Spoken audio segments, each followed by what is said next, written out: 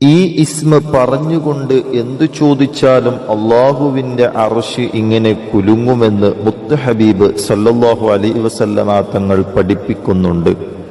ആ സമയത്ത് അള്ളാഹു മലക്കുകളോട് ചോദിക്കും, എന്തുകൊണ്ടാണ് അർശ് കുലുങ്ങുന്നത്? അള്ളാഹുവിനറിയാം. പടച്ചവനെ, അത് ഇന്നാലിന്ന ഇസ്മു ചൊല്ലി നിന്നിലേക്ക് കൈകൾ ഉയർത്തുന്ന അടിമകൾ നിമിത്തമാണ്.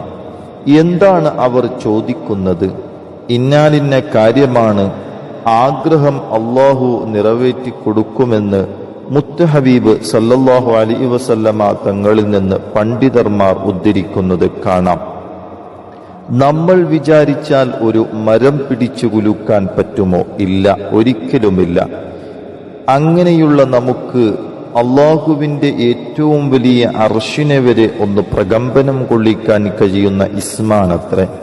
ഈ ഇസ്മ സയ്യിദുന ജിബ്രീൽ അലൈഹിസ്സലാമിന്റെ ചിറകിൽ രേഖപ്പെടുത്തി വെച്ചിട്ടുണ്ട്.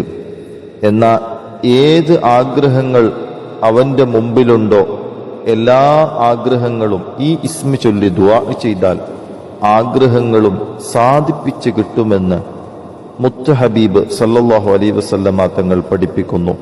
വൈകുന്നേരമോ രാത്രിയിലോ ഏതു സമയമാവട്ടെ ഒരു 15 തവണ ഈ ഇസ്മ പറയുക.